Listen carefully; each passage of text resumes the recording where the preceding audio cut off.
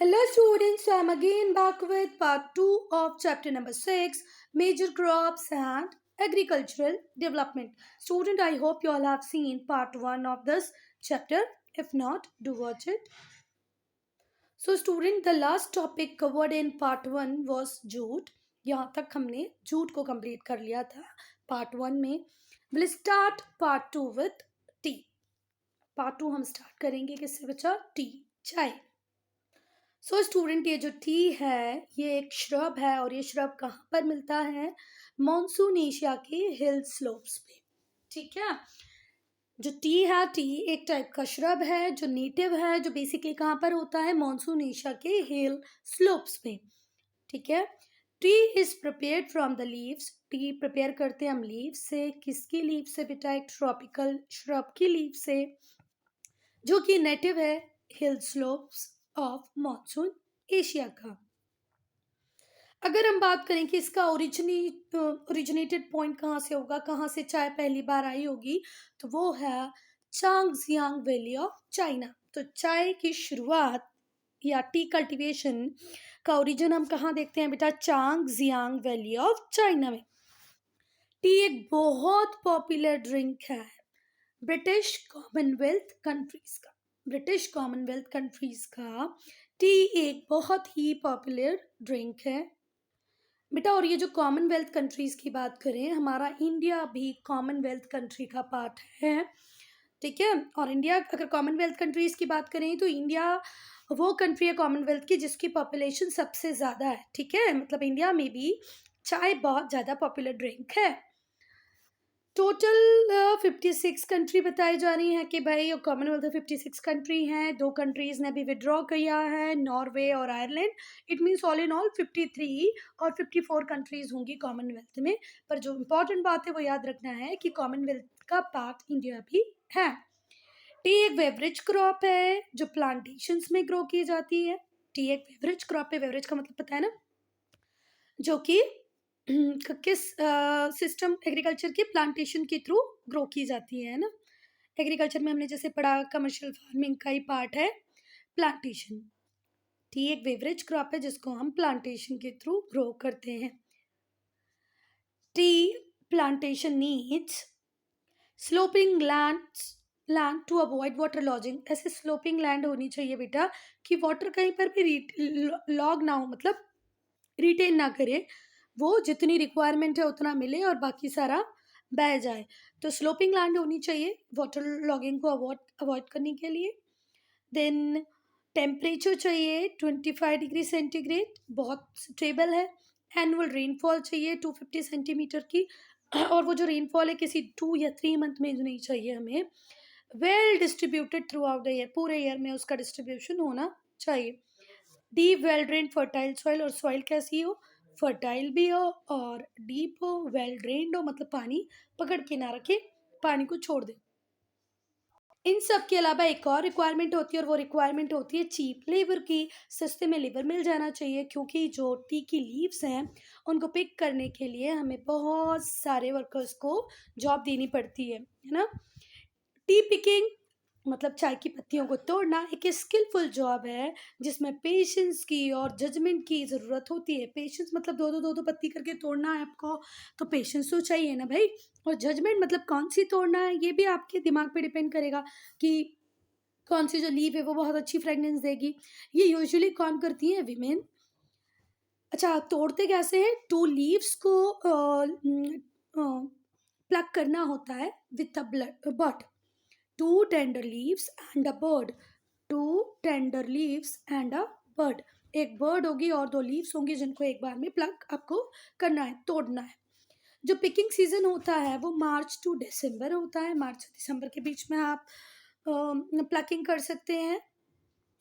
In India, अगर हम India की बात करें तो हर फोर्टनाइट, हर 15 दिन में हम लोग पत्तियों को तोड़ने जाते हैं. कैसे? एक 2 पत्तियों, एक हर एक स्टेम से 2 पत्तियों को और एक बर्ड को हम तोड़ेंगे. एक बर्ड होगी और 2 लीव्स होंगी. इंडिया में फोर्टनाइट होता है बेटा। फोर्टनाइट का मतलब होता है 15 दिन में हम तोड़ते हैं, पर वहीं अगर हम चाइना को देखें तो चाइना में ओनली 3 और 4 टाइम्स इन अ ईयर, एक ईयर में 3 से 4 बार ही होगा चाइना में, पर हमारे इंडिया में हर 15 दिन में हम लोग तोड़ लेते हैं। और सीजन क्या है प्लकिंग का? मार्च टू दिसंबर। अब बात करें भाई कौन कौन सी कंट्री बहुत ज़्यादा चाय प्रोड्यूस करती है। China, India, Sri Lanka, Kenya, Japan. China, India, Sri Lanka, Kenya, Japan, Indonesia, Bangladesh. मतलब ये सब हमारी एशियन कंट्रीज ही है ना, उसमें कुछ भी हम वेस्ट में नहीं गए हैं। चाइना, ये रहा हमारा इंडिया, इंडिया के ऊपर यहाँ चाइना, इंडिया के नीचे श्रीलंका, फिर केन्या, फिर जापान, इंडोनेशिया, बांग्लादेश। बाकी सारी एशियन कंट्रीज हैं, सिर्फ एक केन्या को छोड़ दो, क्योंकि केन्या कहाँ पर है बेटा? ईस्ट अफ्रीका, अफ्रीका की कंट्री है, ठीक है। तो China, India, Sri Lanka, Japan, Indonesia, Bangladesh सब हमारे श्रीलंका के, और एकमात्र केन्या कहाँ से है? अफ्रीका, अफ्रीका की भी ईस्ट साइड में है केन्या। फिर क्या होती है, आज अगर हम आज की बात करें तो जो मॉडर्न मशीन्स हैं उनका यूज़ होता है टी को प्रोसेस करने के लिए। Paper rolling, fermenting, blending of T gives it required flavour. तोड़ने के बाद उनकी रोलिंग होगी, फर्मेंटिंग होगी, और फिर ब्लेंड किया जाएगा उनको, और तभी मिलेगा आपको चाय का अच्छा वाला टेस्ट। अब कॉफ़ी की बात करें तो कॉफ़ी नेटिव है इथोपिया का, सदर्न यूथोपिया की नेटिव क्रॉप है कॉफ़ी। ये जो नेम है कॉफ़ी का वो derive from the highland district of Kaffa. Kaffa एक हाईलैंड डिस्ट्रिक्ट है, कहाँ का? सदर्न यूथोपिया का, वहीं से ये नाम डिराइव किया है हमने कॉफ़ी।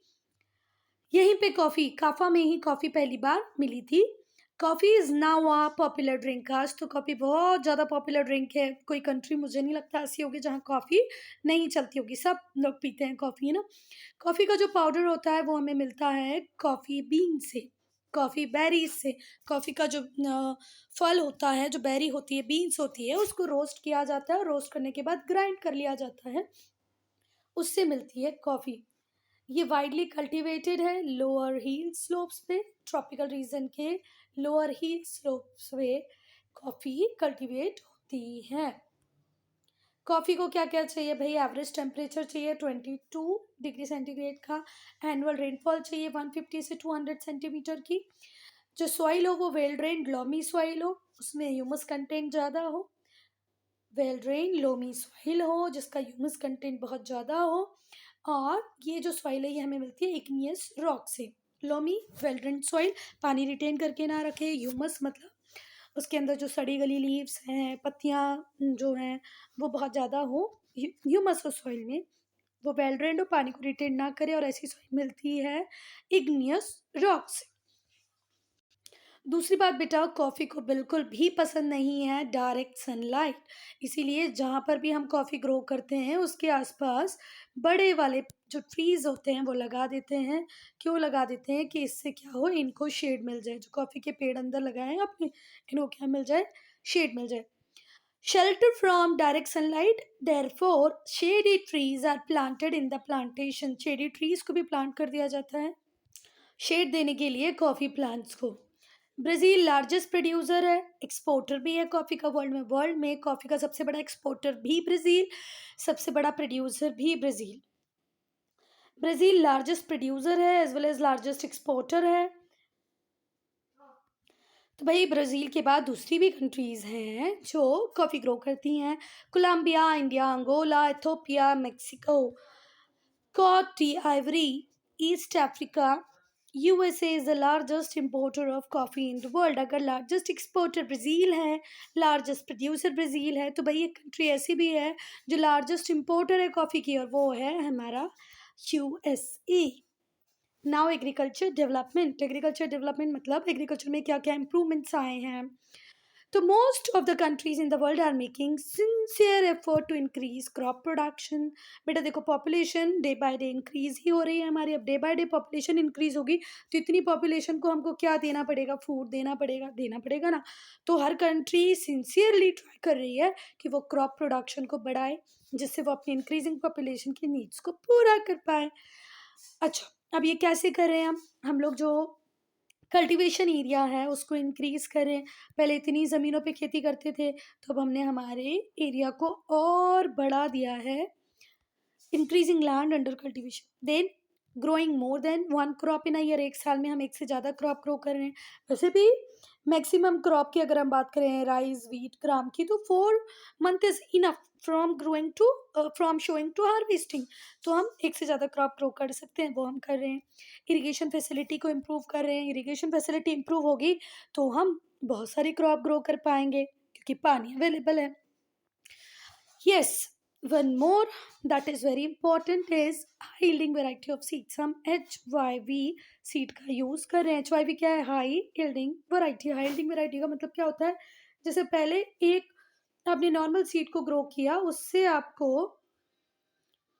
6 अगर एक ग्रो करने के बाद 6 आपको मिल रहा है तो नॉर्मल सीड था ये। पर जब हमने इसी का HYV सीड लेके आए, तो उस HYV सीड ने हमें एक प्लांट से क्या किया? बहुत सारे सीड्स दे दिए। ठीक हुई बात? तो देखो बढ़ गया ना यहाँ पर प्रोडक्शन। तो आपका एट एंड जो आउटपुट है वो हाई यील्डिंग वैरायटी सीड्स बढ़ा देते हैं। ग्रो एक ही किया पर मिले कितने सारे।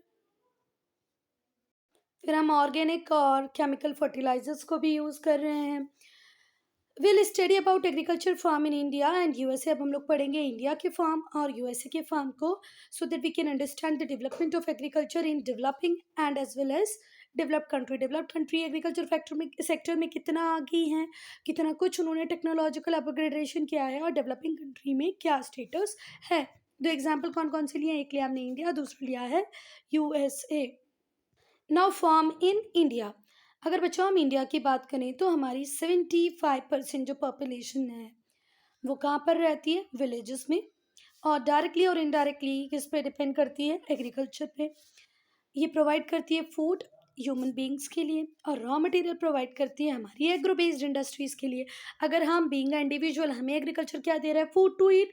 पर वहीं पे जो हमारी एग्रो बेस्ड इंडस्ट्रीज़ हैं, जो ब्रेड बन रहा है, बिस्किट बन रहा है, शुगर बन रही है, कॉटन टेक्सटाइल है, इनको क्या मिल रहा है? Raw material. जब तक कॉटन नहीं होगा कि कॉटन टेक्सटाइल बन पाएगा? बिल्कुल पॉसिबल नहीं है। So we have selected a farm in the Ganga plains where the land is level and fertile. इसलिए हमने अभी किसको सिलेक्ट किया है for case study? Ganga plains को, जहाँ पर लैंड लेवल भी है, फर्टाइल भी है।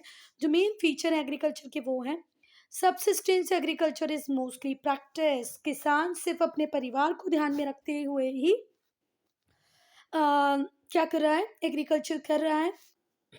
प्लस छोटा सा उसका लैंड का एरिया है जिसके ऊपर उसको एग्रीकल्चर करना है, और उसकी एक्सपेक्टेशन है कि इस एरिया से मुझे बहुत कुछ मिलेगा।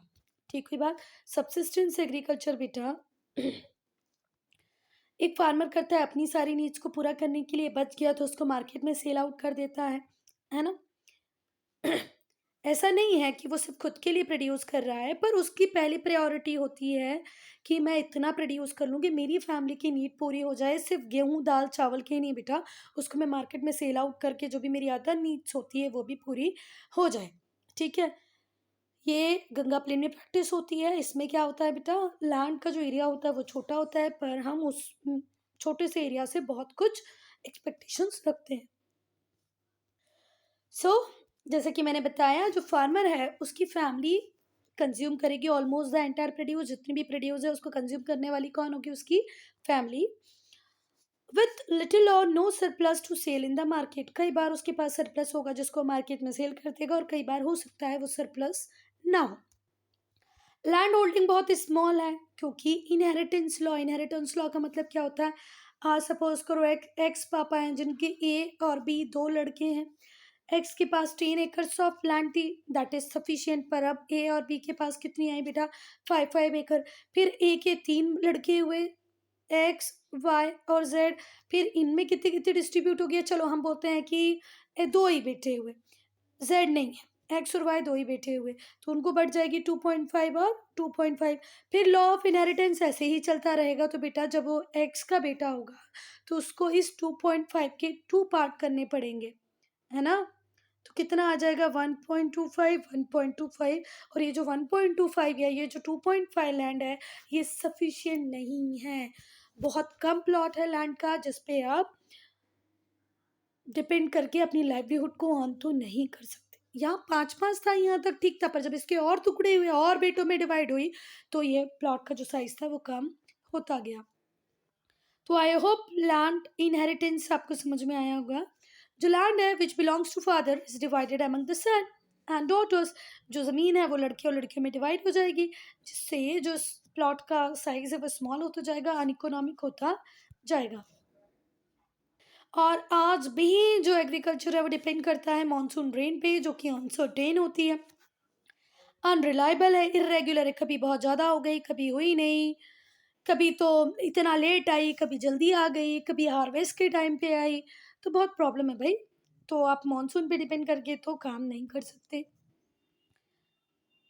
जो फार्म वर्क है जैसे प्लोइंग, इरिगेशन, हार्वेस्टिंग, थ्रेशिंग, ये अभी भी एनिमल से होती है, या तो फैमिली मेंबर करते हैं with the help of animal. Ploughing में गाय बैल बैल को आगे करके हल चलाया जाता है।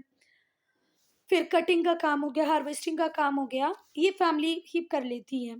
प्रोडक्शन जो होता है क्रॉप का, the production of crop, food crop, जो प्रोडक्शन है क्रॉप का उसमें मेजर ध्यान दिया जाता है कि हम कोई कैश क्रॉप ग्रो नहीं करेंगे, हम फूड क्रॉप ही ग्रो करेंगे जो हमारी फैमिली नीड को पूरा करेगी। जो एरिया होता है फॉडर के लिए, फॉडर मतलब चारे के लिए, मतलब गाय बैल भैंस बकरी के लिए, वो बिल्कुल इनसिग्निफिकेंट होता है, उनका ध्यान ही नहीं दिया जाता है कि भाई उनके लिए भी कुछ ग्रो करना है। और ऐसी जगह में फार्मर्स को बहुत ज़्यादा प्रॉब्लम आती है कि वो इनफ एग्रीकल्चर इनपुट्स खरीद नहीं सकता, क्योंकि उसके पास फंड्स ही अवेलेबल नहीं है। फंड हो तो वो एग्रीकल्चर इनपुट खरीदे, फंड ही अवेलेबल नहीं है। उसको बोरो करना पड़ता है मनी लैंडर से या बैंक से। और बैंक से किया तो ठीक, मनी लैंडर का जो इंटरेस्ट रेट होता है बहुत हाई होता है। उसको इमीडिएटली हार्वेस्ट के बाद अपनी प्रोड्यूस को सेल आउट करना होता है, क्योंकि उसके पास प्रॉपर स्टोरेज फैसिलिटी नहीं होती, स्टोर करने के लिए नहीं है, तो जल्दी जल्दी उसको बेचना पड़ता है। वो डिपेंड करता है बहुत सारी कोऑपरेटिव सोसाइटी से जिससे उसकी नीड पूरी हो जाए। पर जब से ग्रीन रेवोल्यूशन आया है बेटा, तो एग्रीकल्चर में बहुत सारे चेंजेस आए हैं, जैसे कि आप किसान के पास HYV सीड है, insured enough and timely availability of water, irrigation facility उसके पास अवेलेबल है जिससे वो टाइमली पानी दे सकता है। केमिकल फर्टिलाइज़र का यूज़ वो कर रहा है, पेस्टिसाइड इंसेक्टिसाइड का यूज़ कर रहा है वो। लैंड होल्डिंग को उसने कंसोलिडेट कर लिया है, मतलब छोटी छोटी लैंड होल्डिंग को मिला के एक बड़ा पैच ऑफ लैंड रेडी कर लिया है। फार्म में मैकेनाइजेशन है, आज मैक्सिमम कटिंग हमारे एरियाज में भी हार्वेस्टर से हो रही है। कल्टीवेशन सॉरी, जो प्लोइंग का काम है वो कल्टीवेटर से हो रहा है। एग्रीकल्चर क्रेडिट प्रोवाइड करा रही है बैंक्स। गवर्नमेंट ने ऑर्डर दिए बैंक्स को कि भैया फार्मर को आप एग्रीकल्चर क्रेडिट प्रोवाइड कराएं। Even government was setting up, government has established already various agriculture universities for what, for training farmers, किसानों को प्रॉपर ट्रेनिंग मिले, उन्हें पता चले क्या बोना है क्या नहीं बोना है, इसलिए बहुत सारी एग्रीकल्चर यूनिवर्सिटीज़ भी सेट कर दी है किसने, हमारी गवर्नमेंट ने, जिससे सिर्फ हमारा प्रोडक्शन ही नहीं बढ़ रहा है जबकि इम्प्रूव हो रहा है general social and economic condition of farmer. Production बेटा दैट इज डिफरेंट थिंग, पर हमारा फार्मर भी एक डिग्निफाइड लाइफ जी रहा है, उसकी सोशल इकोनॉमिक कंडीशन भी इम्प्रूव हो गई है। Now a farm in USA. अब यूएसए की बात करेंगे। यूएसए बहुत ही प्रॉस्परस कंट्री है, समृद्ध, बहुत ही समृद्ध कंट्री है यूएसए। वो ब्लेस्ड है कि उनके पास fertile land, fertile plains available हैं, बड़े बड़े ग्रासलैंड्स हैं। प्रेरीज की अगर हम बात करें यूएसए की, जो रॉकी माउंटेन से लेकर के ग्रेट लेक्स तक है, वेस्ट में रॉकी माउंटेन से लेके ईस्ट में ग्रेट लेक्स तक एरिया फैला हुआ है प्रेरीज का। जो प्रेरीज है वो लोकेटेड है कॉन्टिनेंट के अंदर इंटीरियर में, इसलिए वहाँ पर कॉन्टिनेंटल टाइप ऑफ क्लाइमेट होता है। हमने कहाँ के एग्रीकल्चर फार्म को सिलेक्ट किया यूएसए में, जैसे इंडिया में किया था गंगा प्लेन को, mid west region of prairie grassland के मिड वेस्ट रीजन को हमारी स्टडी के लिए, जो यहाँ का नेचुरल एनवायरनमेंट है, ये फेवर करता है एग्रीकल्चर को। यहाँ पर बहुत सारी क्रॉप कल्टीवेट की जा सकती हैं, जैसे वीट, कॉर्न, नॉट, बाले, रे, ऑयल सीड और फ्लेक्स भी होता है यहाँ पे। रोलिंग प्लेन्स हैं, well drained suitable land available है, जो कि मैकेनाइज्ड फार्मिंग के लिए बहुत ही बढ़िया है। Rolling plains are well drained मतलब पानी निकल जाता है, रिटेन नहीं करता है। रोलिंग प्लेन्स हैं, वेल ड्रेन्ड हैं, जो कि बहुत सुटेबल है एक्सटेंसिव मैकेनाइज्ड फार्मिंग के लिए। Melting of snow provide moisture to land, जब बर्फ पिघलती है तो वो सॉइल को मॉइस्चर देती है।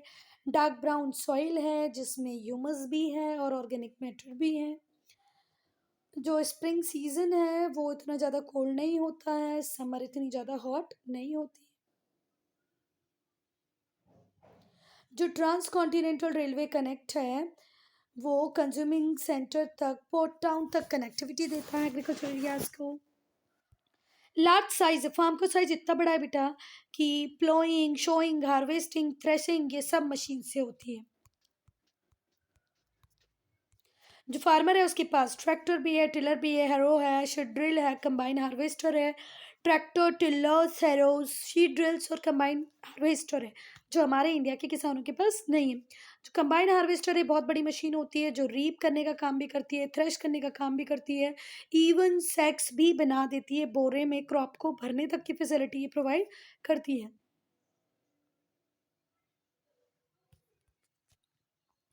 जो फॉर्म है जिसको हमने सिलेक्ट किया प्रेरी से, वहाँ के कैरेक्टरिस्टिक्स देखेंगे मिड वेस्ट एरिया के। जो साइज है वो 1000 ही हेक्टर्स था, मैंने भी बताया ना 2.5 ही हेक्टर्स पे लोग कल्टीवेट कर रहे थे इंडिया में, वहीं पर 1000 ही हेक्टर्स पे कल्टीवेट कर रहा है यूएसए। फार्म को ओन और मैनेज करती है फार्मर और फार्मर की फैमिली। जितना भी फार्म वर्क होता है वो मशीन से होता है, लेबर की रिक्वायरमेंट बहुत कम या ना ही होती है। क्रॉप रोटेशन प्रैक्टिस किया जाता है जिससे सॉइल की फर्टिलिटी मेंटेन रहे। काउंटर प्लोइंग होती है, स्ट्रिप क्रॉपिंग होती है, काउंटर प्लोइंग की जाएगी, स्ट्रिप क्रॉपिंग की जाएगी। लाइव स्टॉक को रेस किया जाता है for what, to supplement farming कम किसान। एग्रीकल्चर तो कर ही रहा है, साथ में उसके पास बहुत सारे गोट्स हैं, पिग्स हैं, शीप हैं, जो उसकी इनकम को सप्लीमेंट करते हैं। अगर किसी रीज़न से पूरा क्रॉप फेलियर भी हो गया तो उसको यहाँ से पैसा मिलता रहेगा। जो फार्मर है उसकी फैमिली है, वो बड़े बड़े घर होते हैं, फार्म हाउसेस पे वहाँ पर रहती है। यहाँ पर बड़े बड़े कोऑपरेटिव सेट्स हैं, शेड बनाए गए हैं लाइव स्टॉक के लिए। फॉडर होता है, मशीन्स होती हैं लाइव स्टॉक को रखने के लिए, फॉडर चारे को रखने के लिए, मशीन को रखने के लिए। हमेशा स्मॉल वर्कशॉप होती है जिसमें फार्म मशीनरी को मैनेज किया जाता है, मेंटेन किया जाता है। जो यील्ड है पर हेक्टर मॉडरेट है, बट पर वर्कर हाई है। देखो हमारे यहाँ किसान ज़्यादा है ना, वहाँ पर किसान कम है, तो पर हेक्टर तो यील्ड कम है, पर बेटा पर वर्कर ज़्यादा है। जो फार्मर है वो उसकी अर्निंग इतनी है कि वो एक हाई स्टैंडर्ड ऑफ लिविंग को मेंटेन कर सकता है।